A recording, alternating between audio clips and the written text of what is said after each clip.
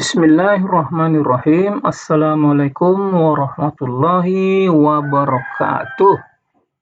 Selamat pagi Indonesia, selamat pagi generasi harapan bangsa. Selamat datang di ruang pembelajar, kelasnya orang-orang belajar sepanjang hayat. Terima kasih atas kehadirannya, mudah-mudahan hari ini lebih baik dari hari-hari kemarin. Dalam waktu kurang lebih 10-15 menit ke depan, saya akan memaparkan materi pelajaran pendidikan Pancasila, yaitu masih elemen yang pertama, yaitu Pancasila. Sebelum kita mulai, seperti biasa, mari kita berdoa agar kita semua dalam lindungan Allah Subhanahu wa Ta'ala, Tuhan yang Maha Esa. Semoga pertemuan kita kali ini bermanfaat, mendapat ridho, dan menambah ilmu pengetahuan. Amin ya Rabbal Alamin. Sebagai pembuka kalimat, saya akan memberikan sedikit kata-kata mutiara. Ilmu tanpa amal adalah omong kosong. Amal tanpa ilmu adalah kesesatan. Oke, baik, untuk tidak memperpanjang waktu, kita langsung saja ke slide yang berikutnya, yaitu slide judul kecil.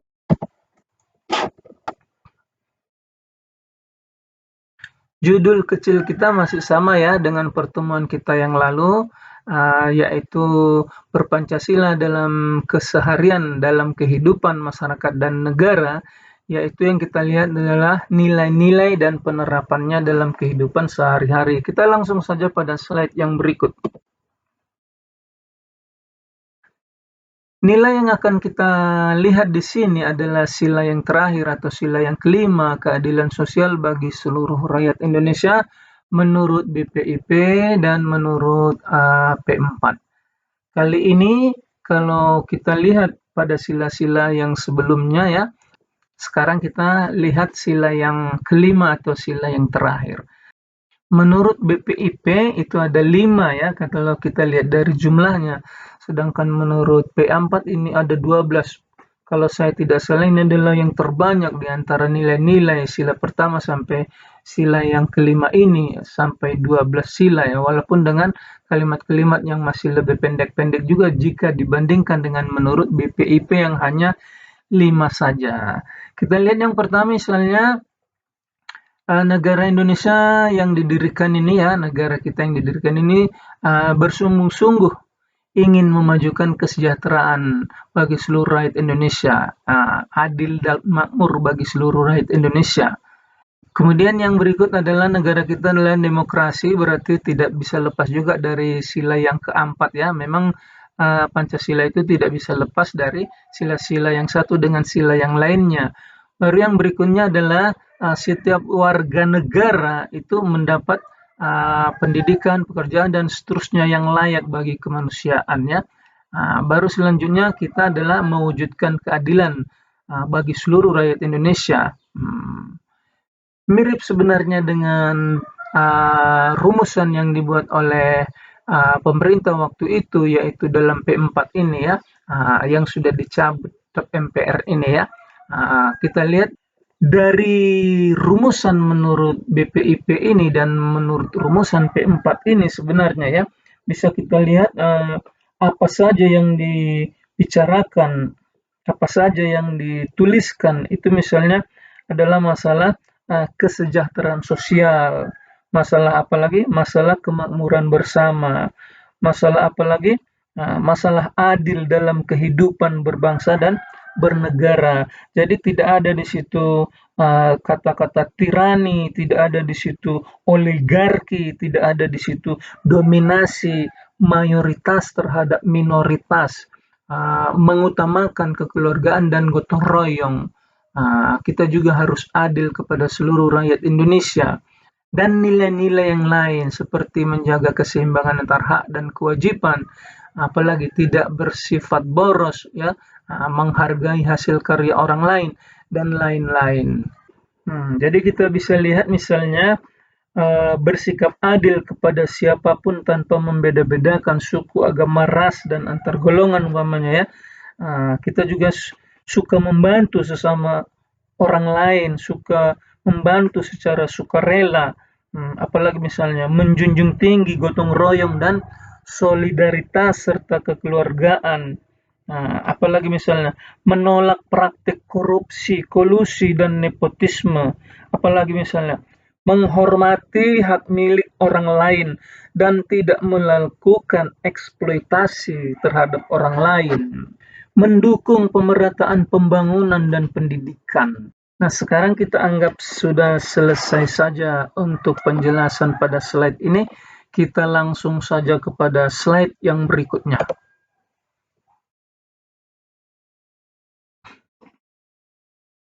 Penerapan nilai sila kelima ini, misalnya yang pertama, tidak melakukan pemerasan dan penipuan kepada orang lain, baik di lingkungan yang lebih kecil maupun lingkungan yang lebih besar.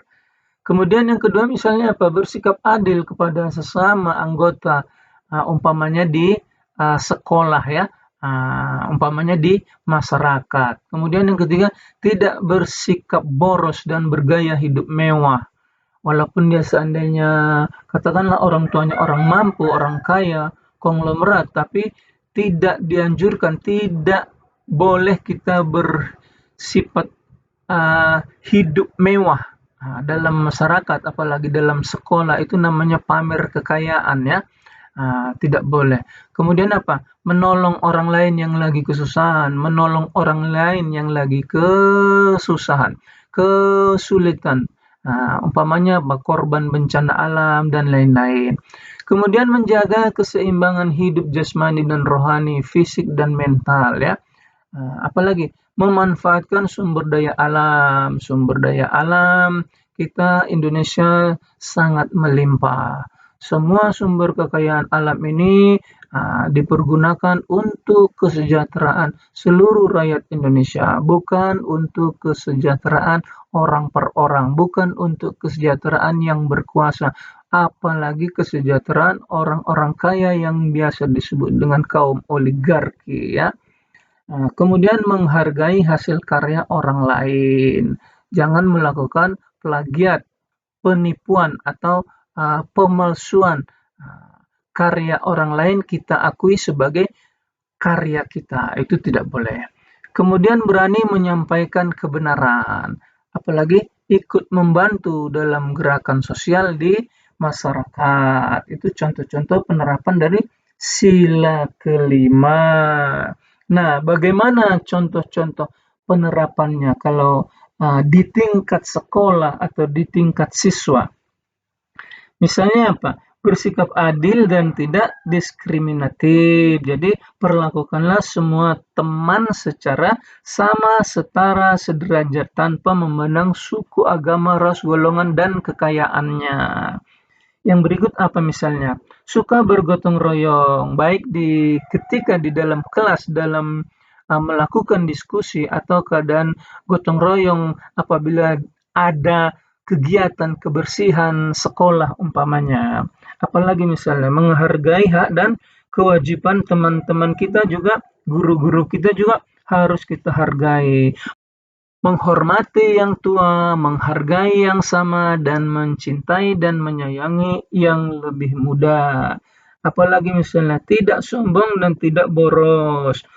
Walaupun seumpamanya orang tua kita orang kaya, kita tidak boleh sombong kepada teman-teman kita yang orang tuanya kebetulan belum mampu. Kita tidak boleh menyombongkan dengan cara katakanlah membawa barang-barang yang berharga dari rumah, umpamanya emas ya, cincin umpamanya ya, gelang, kalung yang justru itu akan menjadi masalah apabila hilang nanti di sekolah ya.